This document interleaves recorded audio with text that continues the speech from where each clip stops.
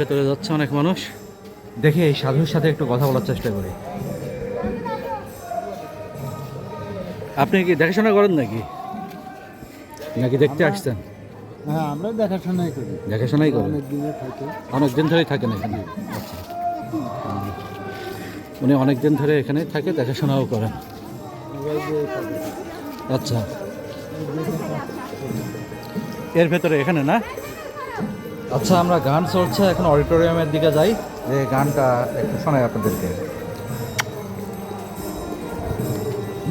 লালন ভক্ত অনুরাগীরা এখানেই বসে থাকে, এখানেই তারা সময় কাটায়, এখানেই রান্নাবান্না করে, এখানেই খাই, এখানেই গান টান বাজায়, এখানেই গান শোনে। চলুন আমরাও গান শুনে আসি।